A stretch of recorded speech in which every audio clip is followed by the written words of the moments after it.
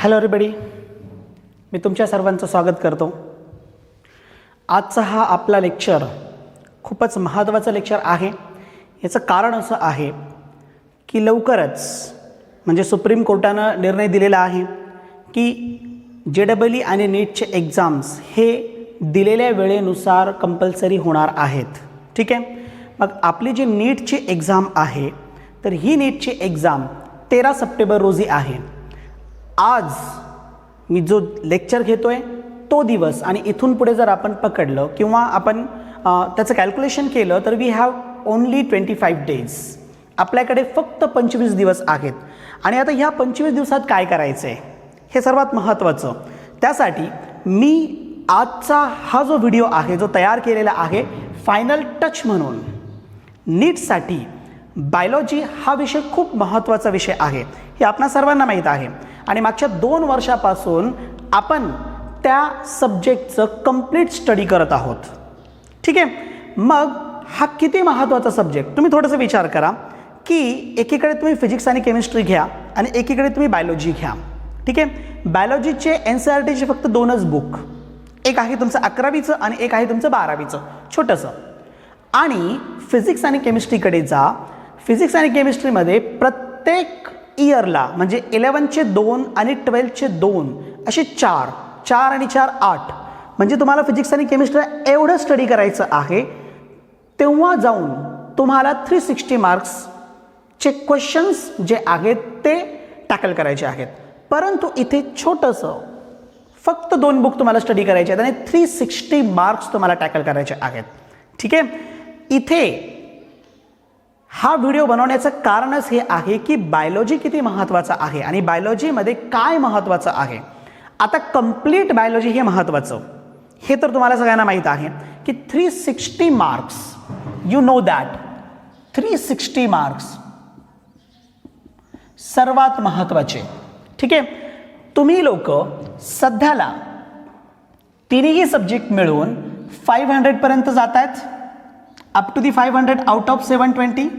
ठीक आहे. यापैकी काही विद्यार्थी असे आहेत जे 400 to 500 मध्ये आहेत.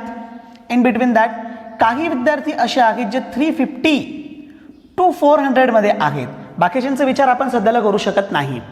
मग आता हे जे विद्यार्थी आहेत हे विद्यार्थी यांचे मार्क्स जर आपण बघितले तर या प्रत्येकामध्ये बायोलॉजीचे मार्क्स महत्त्वाचे आहेत. Total 360 marks. आता काही विद्यार्थी जे आहेत ते 300+ सिक्युअर करतायत. Some students are securing 300+. Okay. Some students are from 230 to 280. या दरम्यानमध्ये पूर्ण 2 वर्ष आहे इथेच राहिलेत. बरोबर.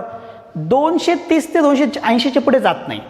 आता या ठिकाणी हे जे विद्यार्थी आहेत ना 230 ते 280 पर्यंतचे, तर हे विद्यार्थी एक प्रश्न मनामध्ये निर्माण करतात. एक प्रश्न निर्माण करतात की मला यापेक्षा जास्त मार्क पडतच नाही.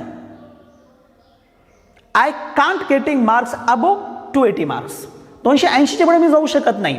यामध्ये भरपूर आहे 240, 250, 260 काय असेल ते हे मार्क्सचे. परंतु एक गोष्ट ध्यानात ठेवा, बायोलॉजीला 300 बिलो मार्क्स पडणे हे तुमच्यासाठी धोक्याची घंटा आहे. म्हणजे तुम्ही नीटमध्ये अबोव 500 मार्क्स सिक्युअर करणं हे तुमच्यासाठी खूप हार्ड होईल. आणि आपल्याला तर 600 पर्यंत मार्क्स सिक्युअर करायचे आहेत. 600 पर्यंत. यामध्ये बायोलॉजीचा रोल महत्त्वाचा आहे. म्हणूनच आज मी तुम्हाला या ठिकाणी क्लिअर करणार आहे की how to score above 340 in biology. बायोलॉजीमध्ये 340 पेक्षा जास्त म्हणजे आपण त्याला म्हणतो 340+. ठीक आहे. 340+ मार्क्स आपण कशा पद्धतीने सिक्युअर करू शकतो. मी या ठिकाणी होतो. इथे हा प्रश्न तुमच्या मनामध्ये निर्माण होतो. एक गोष्ट ध्यानात ठेवा, ब्लेम याला त्याला करण्यापेक्षा आपण स्वतःवरती ब्लेम करावं. का बरं इतके कमी मार्क्स पडतात? एकच महत्त्वाचं कारण यामागचं, एकच महत्त्वाचं कारण. याचं कारण असं आहे की आपण NCERTचे पुस्तकं again and again that is more and more reading करत नाही. मोर अँड मोर रीडिंग ही आपली झालेली नाही आणि हेच एक कारण आहे की आपण 230 to 280च्या दरम्यानमध्येच आहोत, आपण तिथून पुढे जातच नाही. आणि बायोलॉजी म्हटलं, नीट बायोलॉजी म्हटलं तर NCERT शिवाय पर्याय नाही. NCERT शिवाय पर्याय नाही, हे तुम्ही ध्यानात ठेवा. हे तुम्ही काळ्या दगडावरची व्हाईट लाईन समजून घ्या की NCERT शिवाय बायोलॉजीला कोणताही पर्याय नाही. ठीक आहे. आता सिक्युअर कसे करायचे आहेत मार्क जास्तीत जास्त प्रमाणामध्ये. आता जी लोक या दरम्यानमध्ये आहेत त्या लोकांनी राहिलेले दिवस जास्तीत जास्त NCERTची तयारी करणे, जास्तीत जास्त NCERTची तयारी करणे आणि अबो 280 300+ जाण्याचा प्रयत्न करणे. आता काही विद्यार्थी असे आहेत की जे 300+ आहेत, परंतु they should have to secure above 340. त्यांना 340 पेक्षा जास्त मार्क सिक्युअर करणं गरजेचं आहे. हाऊ, कसं? काही महत्त्वाचे पॉईंट्स मी तुमच्यासमोर घेऊन आलोय आज. हा प्रत्येक पॉईंट महत्त्वाचा आहे आणि हा पॉईंट तुम्ही लक्षात घेणं गरजेचं आहे. त्यासाठी व्हिडिओ थोडा मोठा असला तरी सुद्धा तुम्ही लोक हा जो व्हिडिओ असेल हा व्हिडिओ एंडपर्यंत पहा, खूप महत्त्वाचा आहे. ठीक आहे. यामध्ये सर्वात पहिली thing, first and most important thing is that is NCERT. सर्वात महत्त्वाचं. ठीक आहे. कितीतरी विद्यार्थी ज्यांनी आत्तापर्यंत नीटमध्ये रँक घेतलंय, बायोलॉजीमध्ये 320+ 340+ गेलेले आहेत, अशा विद्यार्थ्यांचं जर आपण ओपिनियन घेतलं, त्यांचं जर गायडन्स आपण घेतलं तर हे तुम्हाला म्हणतील की यांनी NCERT 20 ते 25 वेळेस रिपीट केलेलं असेल. 20 ते 25 वेळेस. कितीतरी विद्यार्थी ज्यांनी चांगले मार्क्स सिक्युअर केलेत आणि कितीतरी टीचर्स यांच्या एक्सपिरियन्समधून आपल्याला सांगतात की NCERT मिनिमम, मी तुम्हाला मिनिमम म्हणतोय, मिनिमम 10 टाइम्स रीडिंग करणं गरजेचं आहे बायोलॉजीसाठी. मिनिमम. आता स्वतःला प्रश्न विचारा की तुम्ही 10 वेळेस आत्तापर्यंत रिपीट केलं आहे की नाही, हे प्रश्न स्वतःसाठी विचारा. ठीक आहे. कमीत कमी 10 वेळेस NCERT रिपीट करणं गरजेचं आहे. आता मी NCERTला फोकस का करतोय? या आधीही आपण 2 वर्षामध्ये डिस्कस करत असताना याबरोबर या बाबतीत आपण काय केलेलं आहे, विचार केलेला आहे की का NCERTच आणि का इतक्या वेळेस त्याची रीडिंग गरजेची आहे. ध्यानात ठेवा, आपण मागच्या 20 वर्ष 20 इयर्स क्वेश्चन पेपरचा जर आपण विचार केला, 20 इयर्स एक्झामिनेशनचा जर आपण विचार केला तर एक गोष्ट लक्षात येते, above 80 questions, above 80 MCQs from NCERT line to line. 80 पेक्षा जास्त MCQs हे NCERT लाईन टू लाईन आहेत. हे सगळे एक्झाम्स तुम्ही पहा, हे सगळे एक्झाम्स म्हणजे याच्यामध्ये मग तुमचं प्री PMT असेल किंवा PMT असेल, AIPMT असेल, या आधी आलेले नीट एक्झाम असतील, एम्स असतील, ह्या सगळ्या एक्झामिनेशनचा तुम्ही जर विचार केला किंवा चांगल्या पद्धतीने त्यांचे पेपर्स बघितले, ॲनालाइज केलं तर 80 क्वेश्चन्सपेक्षा जास्त क्वेश्चन्स MCQs हे NCERT मधून आहे. आता आपण 80 MCQचा जर विचार केला तर 320 मार्क्स हे आपले सिक्युअर होतात. म्हणजे तुम्ही जर मिनिमम 10 टाइम्स जर NCERT रिवाइज केलेलं असेल, मिनिमम 10 टाइम्स तुम्ही NCERT अगेन अँड अगेन वाचलेलं असेल तर 320 मार्क्स हे तुमचे हातचे आहेत. 320 मार्क पडणं कोणतंही अवघड नाही. ठीक आहे. मग हे 320 मार्क्स हे जे तुमच्या हातचे आहेत, का बरं आपण NCERT करायचं नाही? मग आता NCERT मध्ये कशाला फोकस करायचं? ईच अँड एव्हरी पेज, मी असं म्हणणार नाही की topics, each and every page, प्रत्येक पेज NCERT मधला महत्वाचा आहे. तुम्ही म्हणत असाल NCERT सुरुवातीला सायंटिस्टची इन्फॉर्मेशन दिलेली आहे, प्रत्येक टॉपिकच्या सुरुवातीला सायंटिस्टची इन्फॉर्मेशन दिलेली आहे, ते काय वाचण्याची गरज आहे? नाही, ते सुद्धा वाचण्याची गरज आहे. काय काय कोणकोणत्या गोष्टींवरती फोकस करायचं, हे जे प्रश्न आतापर्यंत विचारलेले आहेत ना, मागच्या 20 वर्षांमध्ये जे क्वेश्चन्स त्यांनी आतापर्यंत विचारलेले आहेत ते कशावरती विचारलेले आहेत. मग NCERT मध्ये असलेले तुमचे diagram with labels, with labels महत्वाचं आहे. त्याच्यानंतर त्यामध्ये दिलेले एक्झाम्पल्स. आता तुमचे जे ग्रुप टेस्ट चालू आहेत ना, ग्रुप टेस्टमध्ये तुम्ही पहा, ग्रुप टेस्टमध्ये पहा की कोणतं ग्रुप टेस्टच्या आधी जे तुम्ही स्टडी करतात तर स्टडीमध्ये तुम्ही पहा प्रत्येक वेळेस एक्झाम्पल्स तुम्हाला स्किप करायचं नाहीये.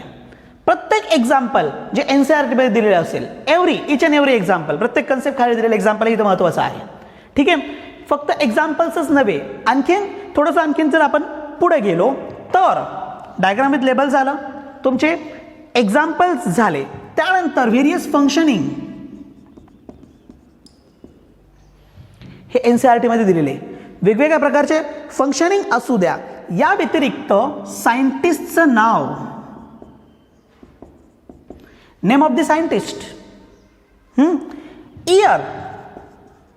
Year of discovery, each and everything, each and every. Even also इयरचा विचार जर आपण करत असू ना तर मेंडेलचा जन्म कधी झाला हेही विचारलं जातं. मेंडेलची डेथ कधी झाली हेही विचारलं जातं.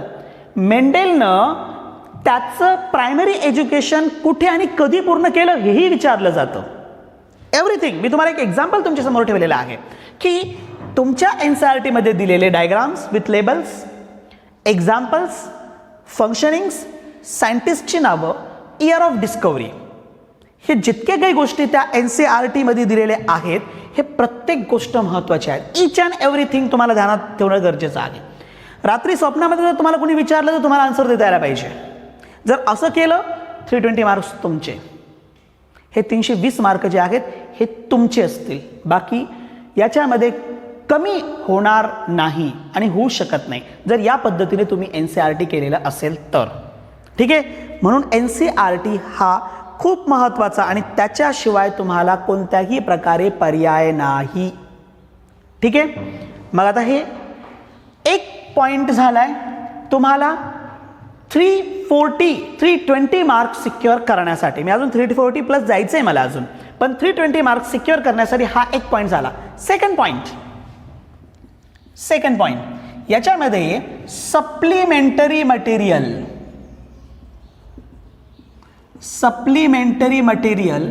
ऑफ NCERT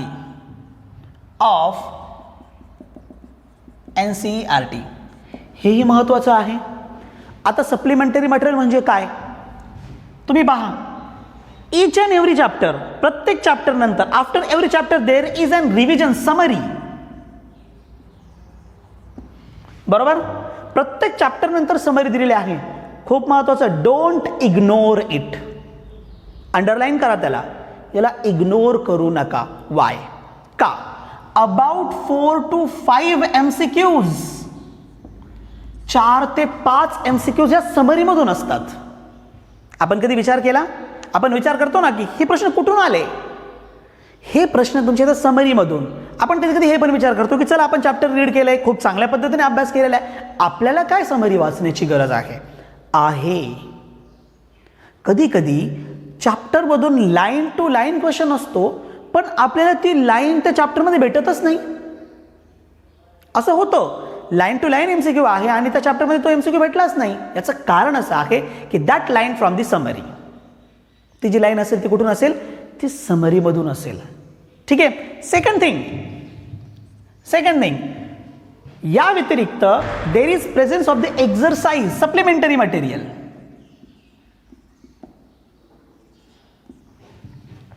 हेही त्यामध्ये दिलेलं आहे.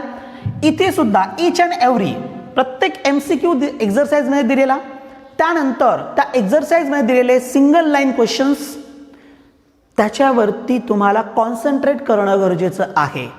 ठीक आहे. Third thing, exemplar, NCERT exemplar. It is also supplementary material from the NCERT. आता हे एक्झेम्पलर तुम्हाला कुठे भेटेल? तुम्ही विचार करत असाल समरी तर तुम्हाला भेटते, एक्झरसाइज तुम्हाला भेटतं, पण एक्झेम्पलर कुठे भेटेल? मग पहा कितीतरी ॲप्लिकेशन्स आहेत अवेलेबल. NCERT ॲप्लिकेशन तुम्ही जर डाउनलोड करून घेतलात ना तर त्याच्यामध्ये तुम्हाला 3 एरियाज भेटतील. एक तर NCERTचं बुक भेटेल, सेकंड तुम्हाला लॅब मॅन्युअल भेटेल, लॅबोरेटरी मॅन्युअल भेटेल. आणि थर्ड थिंग जी तुम्हाला याच्यामध्ये भेटणार आहे तर ती असेल exemplar biology. NCERT exemplar, each and everything त्याच्यामधली महत्त्वाची आहे, इच अँड एव्हरीथिंग महत्त्वाची आहे. हे झालं सप्लिमेंटरी मटेरियल. जेव्हा तुम्ही सप्लिमेंटरी मटेरियलचा विचार करणार त्यावेळेस आता तुम्ही 320+ जाताय. आता काय होणार आहात तुम्ही? आता तुम्ही 320+ जाताय. केलं होतं ना आतापर्यंत इग्नोर, आणि 100% तुम्ही याला इग्नोर केलेलं असेल की ह्या गोष्टी तुम्ही वाचलेल्या नसतील किंवा ह्या गोष्टींचा तुम्ही विचार केलेला नसेल. इथून पुढे ग्रुप टेस्ट देत असताना किंवा चॅप्टर स्टडी करत असताना यांचाही विचार करा. काही प्रॉब्लेम नाही, कमी दिवस राहिलेले आहेत पण तरी सुद्धा तुमचं सगळं अभ्यास झालेला आहे. NCERT तुम्ही कितीतरी वेळेस रीड केलेला असाल. हा एक प्रॉब्लेम आता असू शकतो, मी तो पुढे डिस्कस करेल. प्रॉब्लेम विषयी ध्यानात ठेवा, ते मी पुढे डिस्कस करेल. हे पॉईंट्स मी सांगितल्यानंतर सप्लिमेंटरी मटेरियल आहे, ही सेकंड थिंग आहे. आता थर्ड थिंग जी या ठिकाणी महत्त्वाची आहे that is analysis of your on evaluation. Analysis of your on evaluation.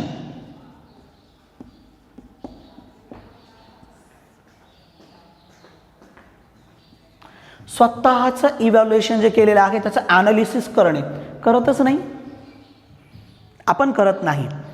तुम्हाला कॉलेजमधून फोन आलेले असतील, तुमच्या क्लास टीचर्सने तुम्हाला बोललेलं असेल, तुमच्या शिक्षकांनी तुम्हाला बोललेलं असेल, अरे मुलांना तुमचे वीक पॉईंट्स बाहेर काढा, ते वीक पॉईंट्स आमच्याकडे पाठवा, आम्ही तुम्हाला त्याचं ॲनालिसिस, त्याचं जे काही रिलेटेड थिअरी असेल किंवा त्याचं एक्सप्लेनेशन असेल आम्ही तुम्हाला देऊ.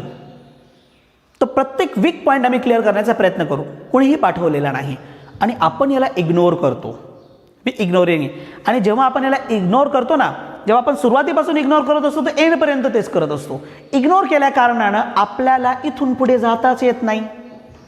कुठे गेले ते? मी इथे लिहिलं होतं, ध्यानात मी परत इथं लिहून ठेवतो, 230 to 280. जातच नाही आपण, इथून पुढे आपण जातच नाही. कारण आहे एकतर हा कारण आपल्याला भेटला, दुसरा हा कारण भेटला, आणि तिसरा हा कारण analysis of your on evaluation. स्वतःच्या इव्हॅल्युएशनचं ॲनालिसिस करणे. फॉर एक्झाम्पल, आपण ग्रुप टेस्टमध्ये तुम्हाला 90 MCQs दिलेत, ठीक आहे. 90 MCQs पैकी तुम्ही 70 MCQs टॅकल केलेत, बरोबर. 70 MCQs टॅकल केलेत.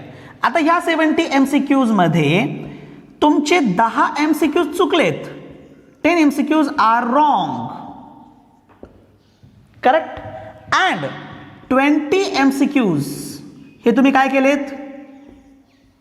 सोडले. लिव हे 20 MCQs का सोडले आणि हे 10 MCQs का रॉंग झाले याचं ॲनालिसिस आपण आत्तापर्यंत केलेला नाही. करा.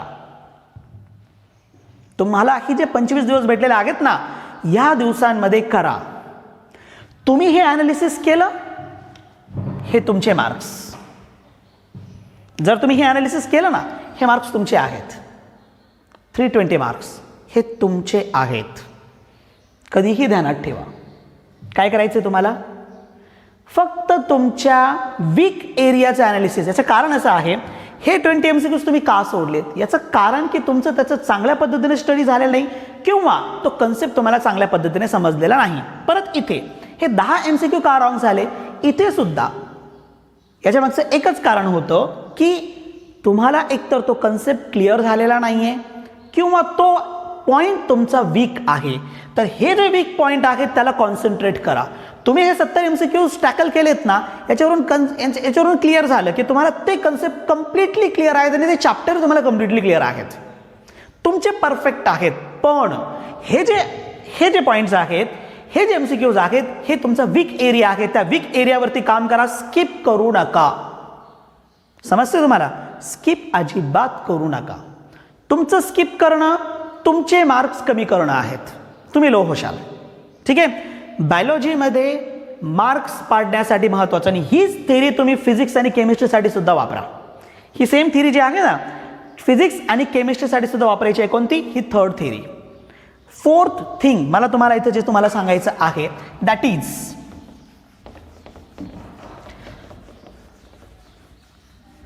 Solving of previous year MCQs. He fourth thing आहे जी या ठिकाणी तुम्हाला 320+ मार्क्स सिक्युअर करण्यासाठी गरजेची आहे. काय करायचं तुम्हाला? Previous year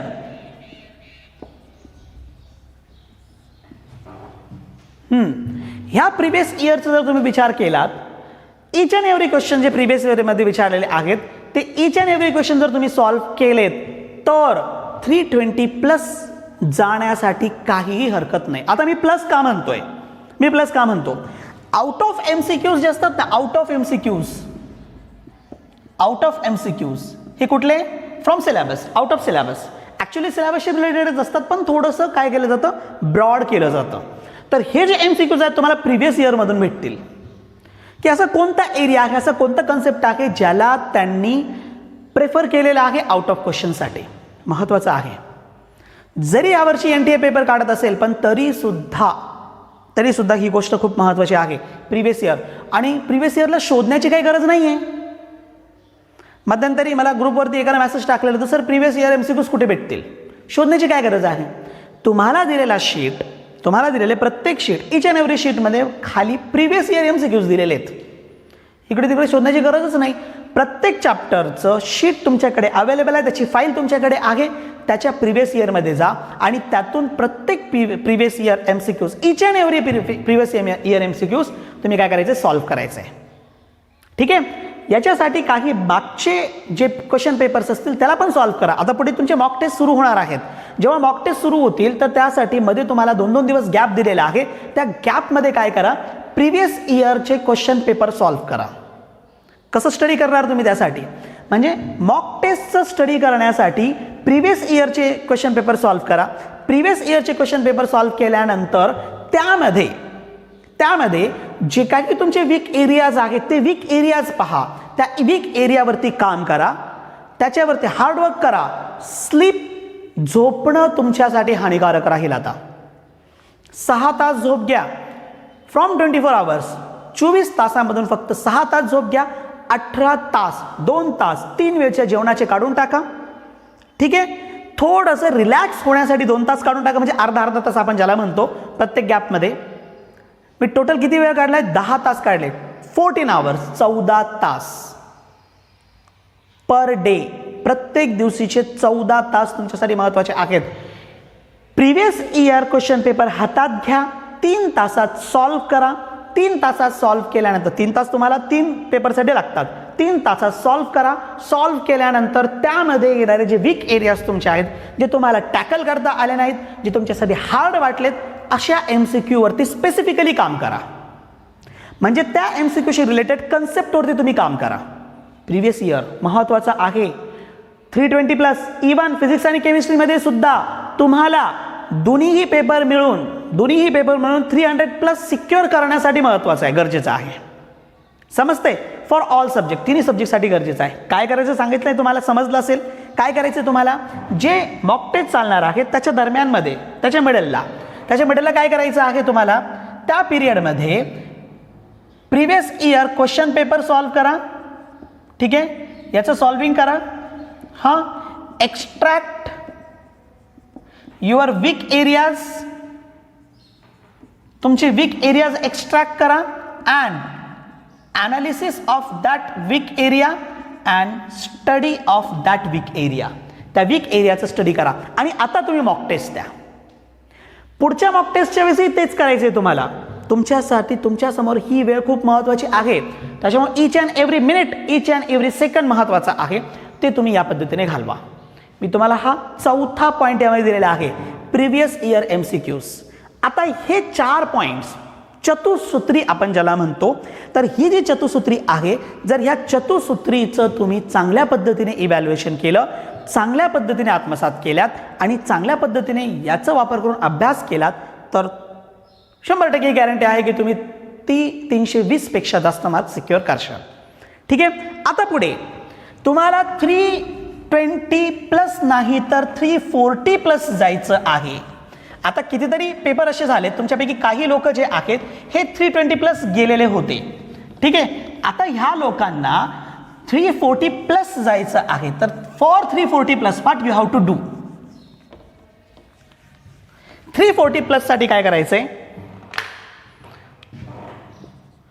for 340 plus, 340 plus म्हणजे काय, तर तुमचे 10 MCQs जे आहेत ना, 10 MCQs हे आउट ऑफ सिलेबस असतात, बरोबर. 10 MCQs it is from out of syllabus. ठीक आहे. मग हे जे 10 MCQs आहेत ते आउट ऑफ सिलेबसचे, आता त्यावरती कॉन्सन्ट्रेट करणे. यासाठी मी तुम्हाला बेस्ट पर्याय सांगितलाय, बेस्ट ऑप्शन. बेस्ट ऑप्शन यासाठी काय आहे? For this previous year question paper, मागच्या वर्षीचे क्वेश्चन पेपर, यासाठी बेस्ट ऑप्शन. आता सेकंड थिंग, काही स्पेसिफिक टॉपिक्स आहेत, काही स्पेसिफिक चॅप्टर्स आहेत जे NCERT मध्ये ब्रॉडली दिलेले नाही आहेत. Concentrate on it. त्या चॅप्टर्सवरती कॉन्सन्ट्रेट करा, त्याच्यात थोडंसं ब्रॉड जाण्याचा प्रयत्न करा. तसेही टीचिंगमध्ये, शीट्समध्ये आपण तो कन्सेप्ट ब्रॉड केलेला आहे.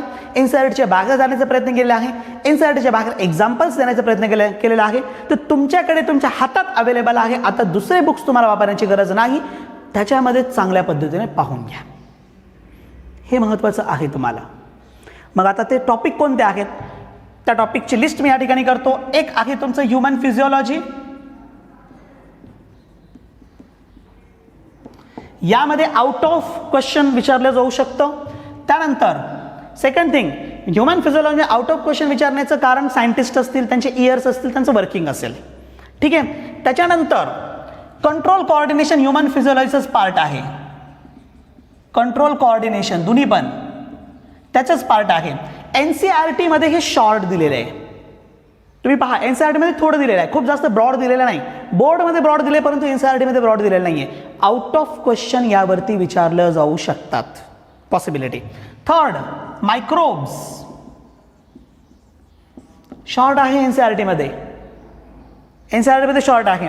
मग मायक्रोब्स वरती सुद्धा आउट ऑफ सिलेबस प्रश्न विचारला जाऊ शकतो. मग याच्यामध्ये एक्झाम्पल्स असतील, different type of examples, different type of products, यावरती आउट ऑफ MCQs असू शकतात. त्यानंतर फोर्थ, बायोटेक्नॉलॉजी. बायोटेक्नॉलॉजीमध्ये आउट ऑफ MCQs विचारण्याचे चान्सेस परत एक्झाम्पल्स येतात. आउट ऑफ MCQs विचारण्याचे चान्सेस. करंट अफेअर्स बायोटेक्नॉलॉजी रिलेटेडमध्ये, बायोटेक्नॉलॉजी रिलेटेडमध्ये करंट अफेअर्स वरती सुद्धा प्रश्न विचारला जाऊ शकतो. त्यानंतर तुम्ही इव्होल्युशनकडे या. इव्होल्युशन हा इतका बेस्ट एरिया आहे आउट ऑफ सिलेबस विचारण्याचा, त्याची हद्द नाही. म्हणजे इथं तुम्हाला वर्कर्स जे काही स्टडी करणारे आहेत, वर्कर्स आणि त्यानंतर फायलोजेनिक रिलेशनशिप किंवा इव्होल्युशनरी स्टडी करण्यासाठी लागणारा जो मटेरियल आहे, तो मटेरियल त्यावरती इथे आउट ऑफ सिलेबस प्रश्न विचारले जाऊ शकतं. फॉर एक्झाम्पल, कार्बन डेटिंग हा प्रकार तुम्हाला इव्होल्युशन या टॉपिकमध्ये NCERTने दिलेला नाही. एज ऑफ रॉकसाठी, रॉकचं एज बाहेर काढण्यासाठी, पण तरी सुद्धा त्यावरती प्रश्न असू शकतो. आउट ऑफ सिलेबस तिथे जावं लागेल तुम्हाला. आणखीन या व्यतिरिक्त थोडंसं तुम्हाला आउट ऑफ सिलेबस जायचं असेल, आता परत इकोलॉजी आहे. इकोलॉजीचे 5 चॅप्टर्स आहेत. यामध्ये स्पेसिफिकली आउट ऑफ सिलेबससाठी वाईल्ड लाईफ सँच्युरी यावरती प्रश्न असू शकतो. त्यानंतर act, different type of acts. आता हे ऍक्ट रिलेटेड असतील तुमच्या वाईल्ड लाईफ प्रोटेक्शनवरती, त्याला आपण वाईल्ड लाईफ प्रोटेक्शन ऍक्ट म्हणतो. हे वेगवेगळे ऍक्ट्स वरती तुम्हाला प्रश्न असू शकतात आउट ऑफ सिलेबस.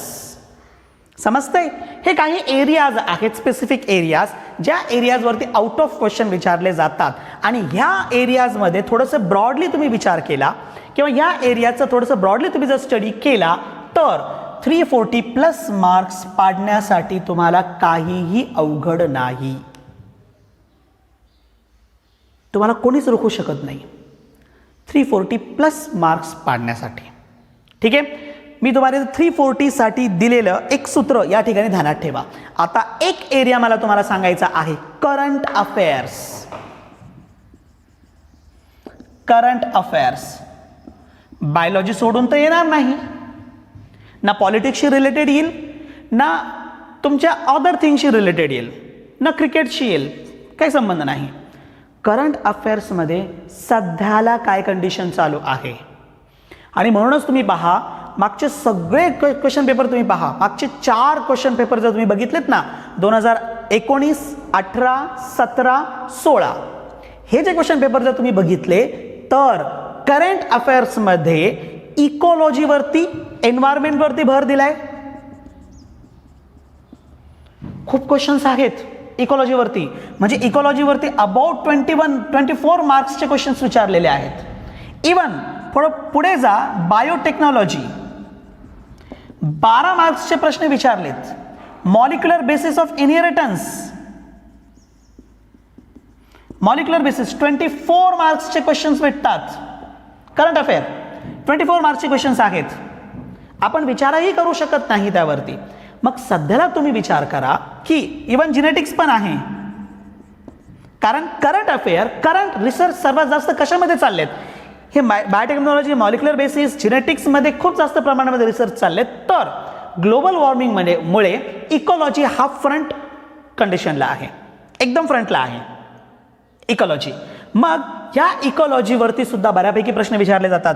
जिनेटिक्सचा विचार केला आपण तर जिनेटिक्सवरती सुद्धा मागे 12 मार्क्सचे क्वेश्चन्स विचारले गेलेले आहेत, 12 मार्क्सचे क्वेश्चन्स विचारलेत. किती महत्त्वाचा पॉईंट आहे. मग आता विचार करा, सध्याचं करंट अफेअर आहे कोरोना व्हायरस, सध्याचं करंट अफेअर, बरोबर. आणि ह्या करंट अफेअरमध्ये आता कोरोना व्हायरस हा जो टॉपिक आहे तुमचा, ह्युमन हेल्थ अँड डिसीजेस या टॉपिकशी रिलेटेड आहे. म्हणजे इथे ह्युमन हेल्थ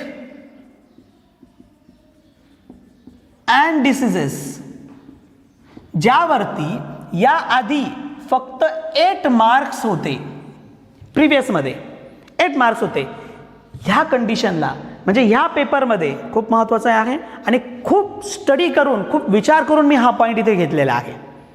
त्यांनी करंट अफेअरवरती प्रत्येक वेळेस जोर दिलेला आहे, प्रत्येक वेळेस कॉन्सन्ट्रेट केलेला आहे करंट अफेअरवरती. आणि सध्याचं करंट अफेअर कोरोना व्हायरस आहे, because of the corona virus. सध्याचं करंट अफेअर हे आपल्या ह्युमन हेल्थ अँड डिसीज या चॅप्टरमध्ये येतो.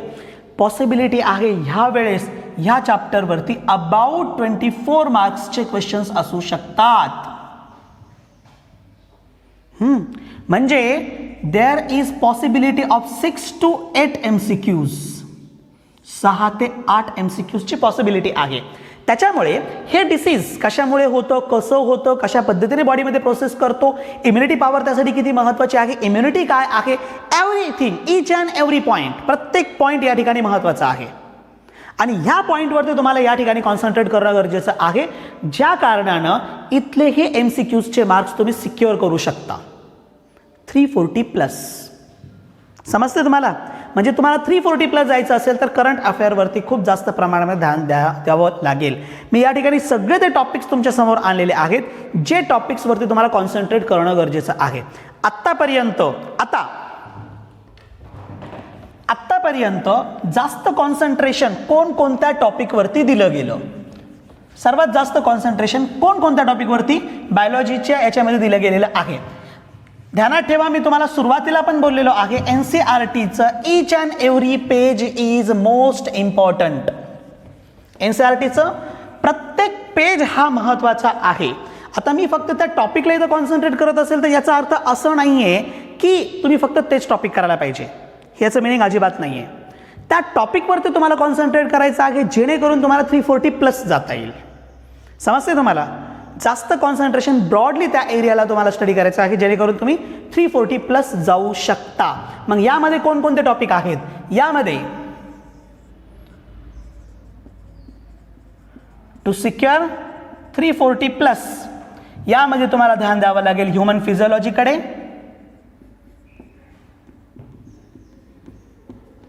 आत्तापर्यंत 64 मार्क्सचे MCQs यावरती विचारले गेलेले आहेत. ध्यानात ठेवा. त्यानंतर इकॉलॉजी, ह्युमन फिजिओलॉजी नंतर नंबर लागतो. त्यानंतर जिनेटिक्स, जेनेटिक्सचा नंबर इकॉलॉजी नंतर लागतो.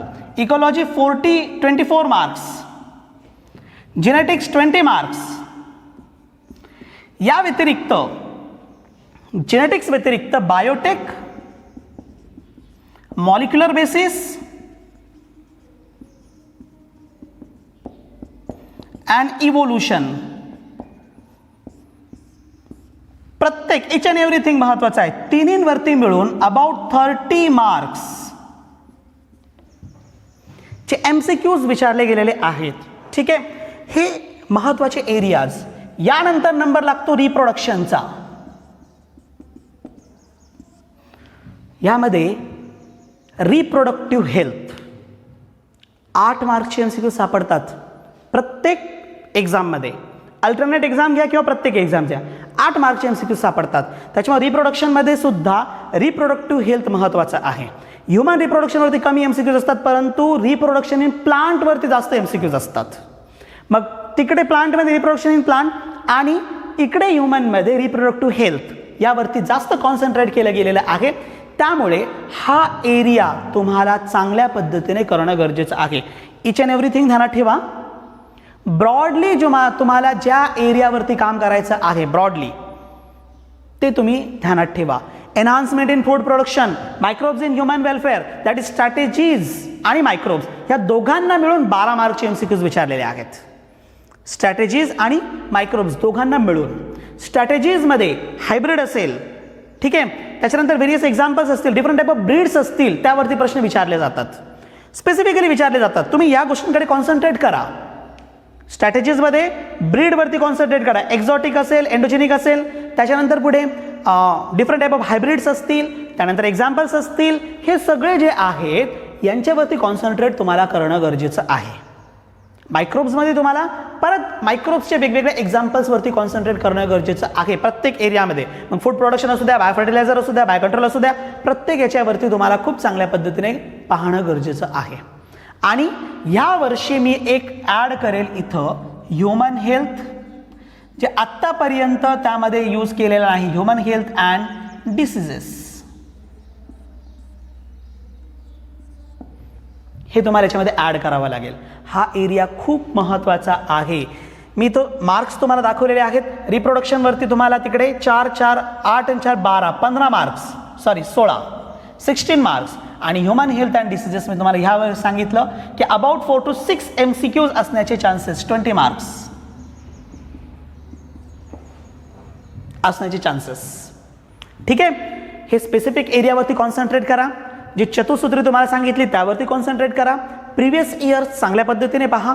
या व्यतिरिक्त करंट अफेअर्सचा विचार करा. या सगळ्यांचं ओव्हरऑल तुमचं रिझल्ट असेल 340+.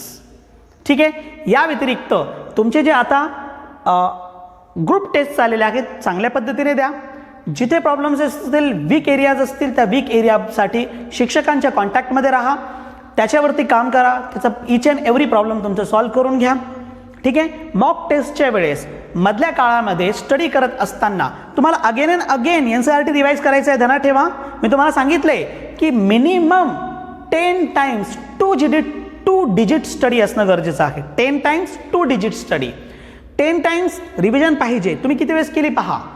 2 डिजिट तुम्ही स्टडी करत असताना परत त्याला रिवाईज करणे आहे. या पद्धतीने तुम्ही स्टडी करा, पहा. ठीक आहे, प्रॉब्लेम येत असेल, डाऊट्स येत असतील तर मला ट्रान्सफर करा. ठीक आहे, आजच्यासाठी एवढंच. या गोष्टीकडे कॉन्सन्ट्रेट करा. हा व्हिडिओ पूर्ण पाहिल्याबद्दल धन्यवाद. आणि या पद्धतीने तुम्हाला हार्डवर्क करायचं आहे. इच and every second is important. किती वेळ अभ्यास करायचा मी यामध्ये तुम्हाला सांगितलेलं आहे. थँक्यू.